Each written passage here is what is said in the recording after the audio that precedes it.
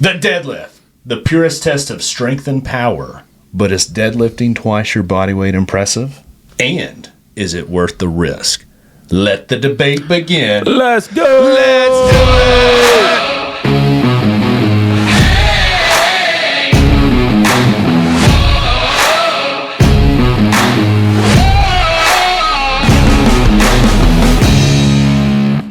Hey, what's up, guys, and welcome back to the Fit Fat Dad podcast, where we are helping others grow in their faith, family, and fitness. And we've been on a fitness journey here lately, and we're going to keep the trend going. So we had a very popular video that keeps going, and people keep watching, is should a man be able to bench press 225? So today, we're looking at another lift, the deadlift. So this is one that's long been debated for quite some time. And it's just always good to have a good, gym owner who sees this on a daily basis, who sees people going for these types of goals, putting the deadlift, racking the plates. Yeah. You see it every day. So talk to me about the deadlift, man. Yeah, so deadlift has been around forever. It's one of my favorite exercises. I mean, not even just for your heavier lifters out there, people that have been in lifting for a long period of time. Like, it's a great movement for moms, dads, anybody to be able to do if it's done correctly. So I'm going to preface this. It has had a bad rap over the years of people getting hurt doing it. So before we go there, can you give me a very, very simple explanation of what the deadlift is? Like, how do you do it? The easiest layman's terms would be bend over and you pick a barbell off the ground and you bring it to your hips. So it's just picking heavy weight up. Yeah. That's pretty much, that's it. That's probably why it's viewed as the most simple exercise. Yeah, it's a very simple compound lift. But you just said something very important, which we're going to discuss later. Not simple to execute. Not simple to execute. With it proper is not. Form. With proper form. Yep. Got it. All right. Well, hey, we're going to explore both sides of the argument today. We're going to look at the pros and the cons of being able to deadlift twice your body weight. And then at the end, we're going to get to it. We're going to make our formal conclusion on if we feel like that's something that you need to do. So let's jump into part one, and let's go with a little history of the deadlift. So Blair, give us a little background on the deadlift of where it came from, how it's evolved, and why it's so popular. Yeah, so the deadlift's been around since like the Greek. Okay, back in the day. Long time. In Athens, Athens. Yeah. Yeah. Not Athens, Alabama? No, not Athens, Alabama. Or Athens, Georgia? No, or Athens. Okay. Yeah. Athens, Greece. And so the Greeks put a lot of emphasis on strength, not only for daily living, but in their military. Ooh. And the deadlift was a very functional movement that displayed power and strength. So that was back then. And then it became more of a popular competitive exercise in the powerlifting world in the 19th century.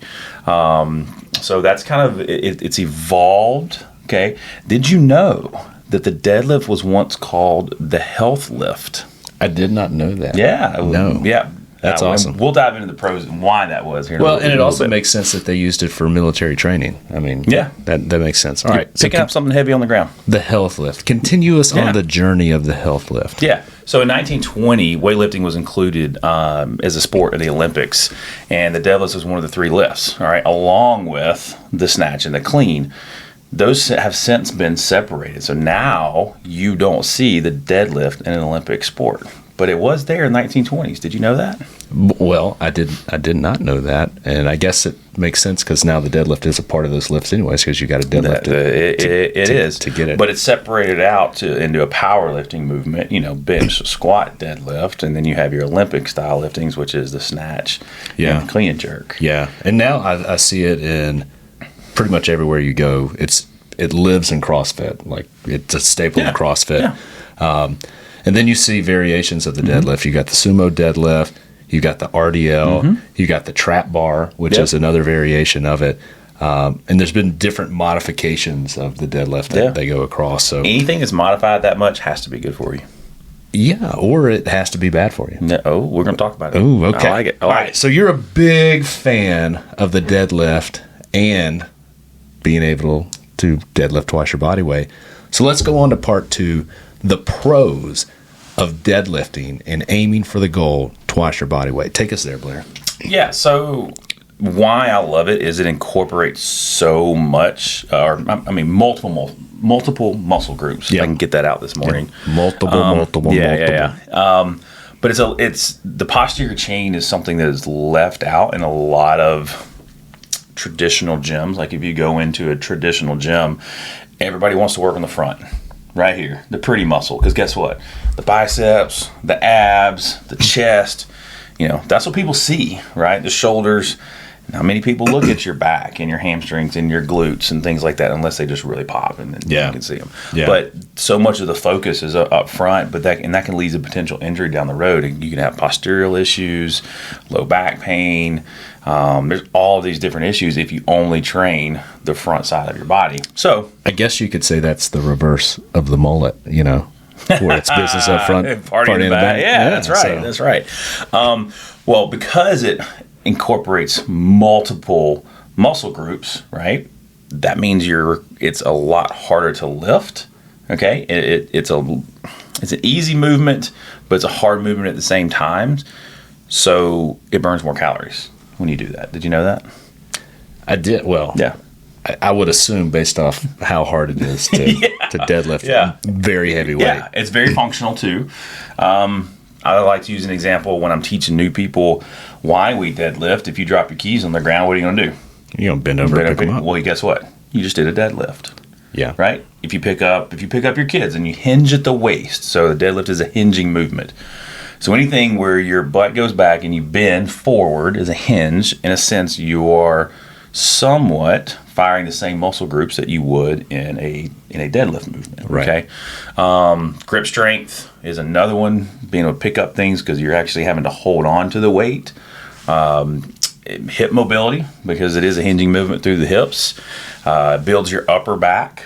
Right. So not only, I'm going to use you as an example. So up here all the way through, you have to engage that. And it's a lift that you can really easily see progression through. And some people that we start, maybe they don't have the mobility to be able to do it from the ground. So we will elevate them, right? But as their mobility and they get stronger starts work, we'll slowly work them to the floor, which is progression. Then you start to see the increase in the load, which is progression. So that's another one. And then also it does require a lot of core strength. Yeah. So that's a quick and dirty version. Well, and so you highlighted the benefits of the lift itself. Walk me through the benefits of lifting heavy and getting to the twice your body weight, which is the standard that's out there. Strength, and we look at strengthlevel.net because we've talked about before that's where they log a lot of the exercises. And the deadlift, we talked last time, the bench press by far and away number one, 31 million logs in there. Deadlift comes in at number 3 with 17 million logs. And if they look at an average, and I think when they average the weight, it's roughly 170 to 200 pound male. And they say that beginning, you should be able to come in and lift around 175 pounds. And then average is about 340, right? Okay. So that gets into twice your body weight as being average. So talk to me about, and I know you've worked with athletes of all ages, all skill level. Is it common, do you agree with that average? And then talk me through some of the benefits of deadlifting on the heavier side. Well, I mean, it's a lift that can determine a strength. It's going to be your heaviest lift. Your bench is going to be your lightest. Your squat should be your secondary lift, and then you should be deadlifting more than you squat, right? So I think if you're measuring stick, I think twice your body weight is a goal. However, it depends on what season of life you're in, what your personal goals are. If you have the mobility to do that, if your back and core and hips and your joints can handle that, right? So there's a lot of factors that play into being able to accomplish that, right? It's not just saying, hey, okay, you've had a fused back. You need to work up to being able to deadlift twice your body weight. Right. Probably not the smartest thing to do, right? So I think it really just depends on the season of life you're in. But I do feel like as you progress through the lift and doing it the right way, because I see so many people just in some gyms that I've been into, they don't know what they're doing, and they're deadlifting with their rounded back. They're not engaging the right muscle groups, and that's where you can have the potential to hurt yourself if you don't have the proper instruction. Yeah. If you have the proper instruction and your body is set up for that, I think a long-term goal is to be able to do that. Yeah. Is like, if you can deadlift twice your body weight, you're a very strong person. Yeah. So answer the question though, like with all the athletes that you see in the gym, is it pretty common for an athlete, not day one, but if they work on it, is it pretty common? Yes. That they can lift twice their body weight? Yes. Okay. Yeah. I have a lot of females that do that. Right. You know, I mean, I've got females that are, 125 pounds. They're in their 250s, 260s. I've got some females that are easily over 300 with a body weight of about 130. Yeah. So, and that's for what we do and how we don't specialize in just strictly a deadlift or strictly powerlifting. That's how we train. That's pretty good. Well, okay. This interesting question for you, because we got a lot of comments on our bench press video. So in this one, I feel like it's the reverse, right? Like we talked about the bench press in 225. So we gave a number, and we didn't really account. We talked about it, but we didn't really account for the body weight, right? So, if you weigh 225, you're benching your body weight. If you weigh 400 and bench 225, that's not impressive, but you still bench 225. In this realm, it seems like if you almost weigh less, that lifting twice your body weight in deadlift, it's a lesser number, so it doesn't seem as unreasonable. So if I'm 125 and then do 250, like that seems like a very achievable number, because you mentioned some females that were able to do that. But if I weigh 300, now that becomes a 600-pound deadlift, right? Do you feel like that's on the same scale? I mean, I think you have pound for pound strength, right? What do you mean by that? Well, so you get into some math here. You know what I mean? If a 125-pound female is deadlifting 300 pounds, okay, versus a 300-pound female deadlifting 300 pounds, who's stronger? Well, obviously the younger one. So that's just pound for pound strength. Like overall, the 125 is stronger than the person that weighs 300 pounds. But to answer your question, I think it all depends on, again, what are you trying to do, right? I mean, if you're new in the lift, and if you're 300 pounds, you'd be able to deadlift 600 pounds. Well, I mean, weight moves weight, right? That's why you have weight classes in powerlifting, and typically the heavier the athlete, the more weight they're able to lift, right? So that's a hard question to answer. Well, I guess let me rephrase it a little simpler. Is even though the body weight percentage is still the same, is it still the same as, quote, an impressive lift? Because the total weight volume is higher. So 300-pound person lifting 600 pounds versus 125-pound person lifting 250. Both 2 times their body weight. Is it on the same scale? Because, and here's why I bring it up. One, it's in simple math, it should be equal. Yeah, it should be, but it's not. But it's different because it is a higher volume of weight, and therefore I see what you're saying now. More taxing. So I would say anybody that, regardless of your body mass and your weight, if you're pulling 600 pounds, that's freaking strong. That's a lot of weight coming off the ground. Right. Now, again, that goes back to, as a heavier person, should you be able to lift that weight? Absolutely, you should. But I mean, 600 pounds is still 600 pounds, whether you're 300 pounds or 150. I mean, you're going to have the grip strength in the body to be able to do that, and the core strength in the back. And I mean, So I think to answer your question, it's still double your body weight, but that even at 300 pounds to get to a 600-pound deadlift is very, very, very impressive, and there's very few people that do that. Well, I bring that up in like World's Strongest Man. Right. Some of those competitors weigh 450, 500 pounds. And I don't know. I'm trying to struggle to remember what the actual raw deadlift was. And I say raw, I mean knee sleeves and maybe straps are allowed. What was it, like 1,100 pounds or around there? Eddie Hall broke it. I think he was the first one to break was it 500 kilos? So that's 1,100 pounds or something like that. And I mean, it about killed him when he did it. Right. So I mean, that's more than double. Yeah. And I think he weighed in at like 350 or 350 to 400. He was in the 400 range. Okay. It's amazing how pure muscle. Like those pure muscle. Those guys look like they don't weigh that. You're next to them. Yeah. Okay. All right. So anything left on the pros before we move forward? No, I think that's my take on it, man. Okay. So we're going to go into the next part, the cons of deadlifting twice your body weight. And I'm gonna dig into this one because I've done the deadlift my entire life, and I have a pretty substantial injury in my lower back that's caused from a multitude of things, but it was the deadlift that put it over there. Now I'm not blaming the lift. I'm blaming the things that I'm going to talk through some of this. So you mentioned it's hard to teach, and while in its simplicity, it's a very simple lift, right? In theory. But to execute it, talk me through some of the coaching points. Like, how do you coach your athletes? Well, I think the first word you hit right there is coached. Yeah. Because a lot of people, I'm going to deadlift, and they watch a YouTube video and they try to do that. Right. I don't think, I would disagree with you that it's a hard movement to teach because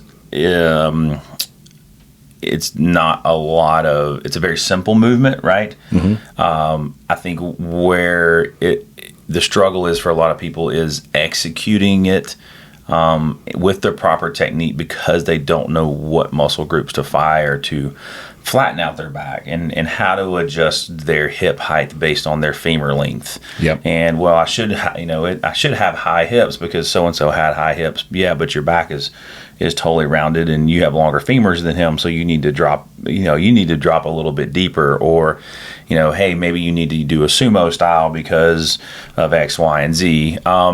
So there's always different variations in a lot of people, and you can tell whether somebody's been coached on how to do a deadlift. Yeah.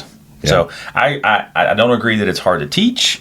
I do agree with that there's a lot of risk for injury if you don't know what you're doing. Yeah. So when I was 36, and that's a couple years ago, mm-hmm. I really felt like I had my third wind. Yeah. Right. Not mm-hmm. just second wind, third wind. And I felt really, really strong. And I had a goal in mind that mm-hmm. I was going to deadlift this amount of pounds. Mm-hmm. Right. And I kept pushing and kept pushing and kept pushing. And I get to number 2 beyond, the injuries, which those injuries can lead to back strain, disc herniation, all those things mm-hmm. if you lift it improperly. But improper form usually comes in with the heavier that you get. And this one, for me, I call it the deadlift addiction. And what I mean by that is so let's just say I go and deadlift 495. Mm-hmm. Okay. It doesn't seem like it's that much more weight to put 5 more pounds to get 500. No, it's a lot. Or 595, 595 yeah. and you put 5 more pounds for 600. Yeah. But that's the thought process that goes in there.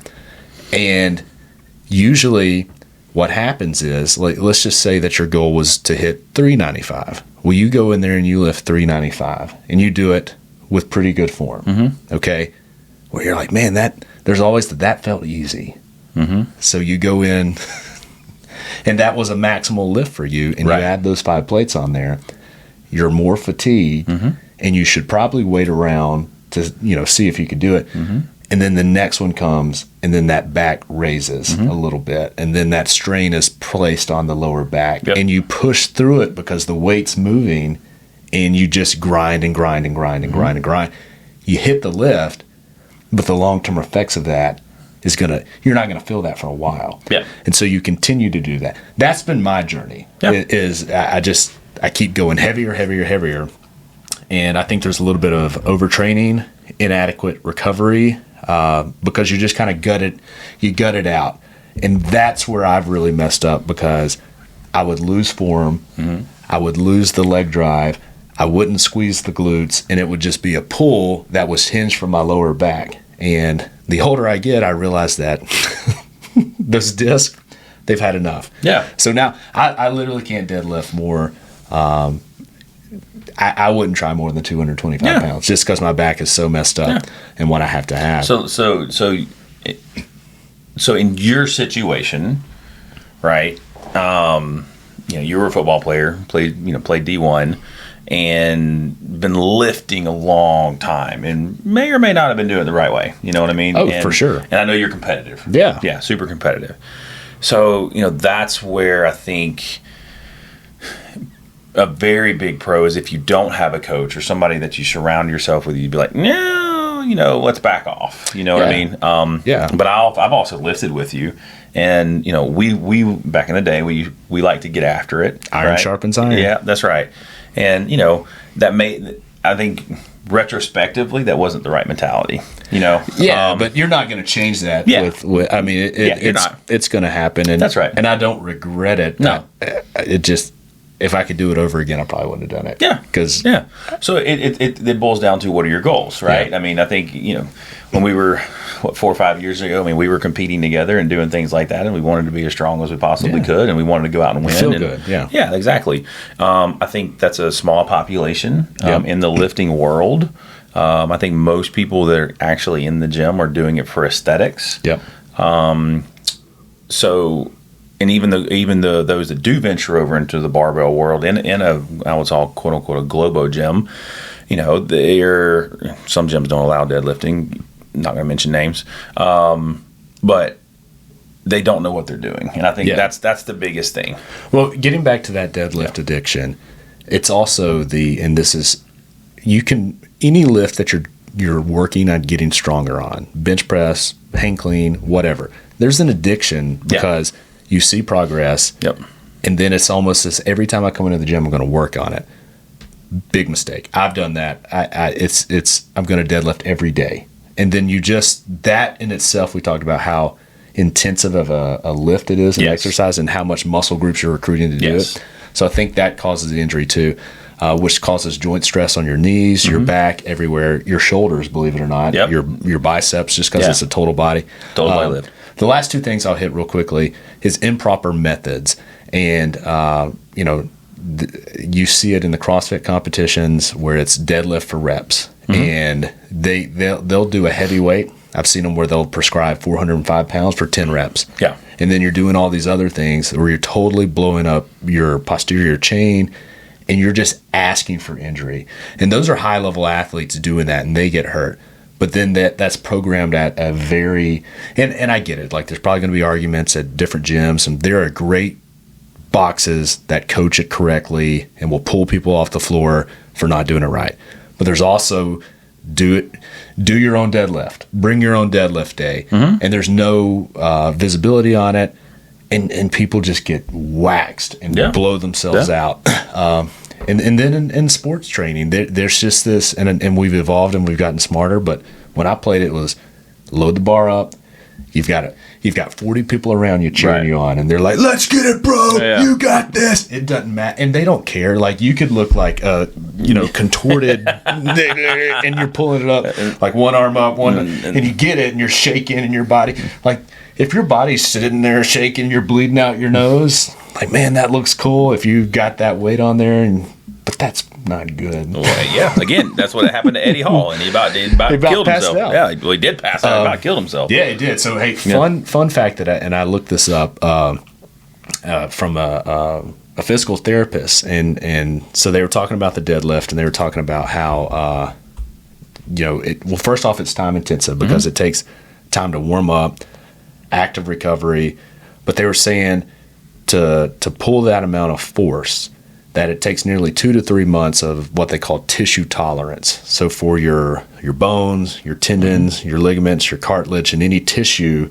to withstand that level of force, it takes time. And not many people are patient. And so while your muscles may adapt, your tendons may not. And then that causes sheer force on everything. Here's where I am going to agree with you on this. If you're new to deadlifting, don't pull a 1 rep max. You're not ready. Take your time. Take your time. Build. There's so many different exercises that are great for deadlifting that complement it very well, like your sumo, like your RDL. You can do hamstring curls, just anything to build that up. But if right out of the gate, if a deadlift is, I mean, some people I would even say 4 to 5 months. Yeah. I mean, it really just kind of depends on, and I'll say this bluntly, how deconditioned you are. If you're somebody that has never lifted before in your life and you're new to it, you don't need to 1 rep max anything. You need to build up, because there's other things. Yes, do we need to hinge? Absolutely. Do we need to train the hamstrings, the glutes, and everything that you just talked about that is recruited for a deadlift? Absolutely. But you should not be trying to pull a 1 rep max or a 3 rep max. Like,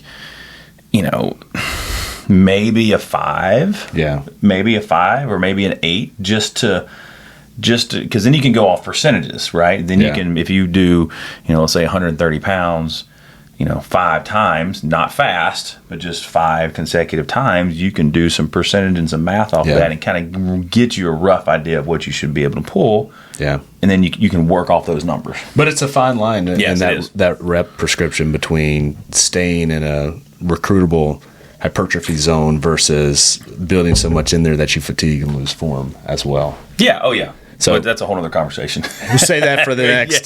So let's wrap this up. Yep. So conclusion, Blair: should a man be able to deadlift twice his body weight? I think it's arbitrary. Ooh, arbitrary. Yeah, you were selling the pros pretty good. Yeah. So. No, I really do. I was selling the pros that everybody, if athlete, non-athlete, anybody should deadlift. Mm-hmm. I think if your body is capable, and what I mean by capable is you've been training. Yep. You don't have any pre-existing injuries coming in, like back issues, hip issues, even shoulder issues, things like that. So you're of moderate health. I think that doubling your body weight, if that's a goal, is a good metric. Yeah. If it's done the right way. Yeah. It's a nice, easy number. Double your body weight. That's right. But in the scheme of things, it really, it doesn't, I mean, it's not going to put you on a platform if you're less than that. It's not going to put you on a platform as you're more than that. Yeah. It's what is your goal? Yeah. Is in that. And so, but again, as we talked about last time, if that's your goal, it's a good goal. It's not going to hurt you if you do it proper. That's correct. Allow your body to catch up with you, and you don't shortcut any of the form. Otherwise, you're going to end up like me, and you're going to have an extruded disc in your L5 and S1, and then that has sacrificed all the other ones above it. So I will be 4 inches shorter in 5 years. There's other things that contribute to that. But, I was about to say D1 center. Yeah, I mean it is, but it will help it. So I guess in conclusion, we're saying it's up to you, man. Whatever your goal is, go for it. Yeah. But we're not mandating that 2 times has to be the prescription. So great goal. That's it, buddy. That's it. This has been fun. I love it. Out, brother. See ya.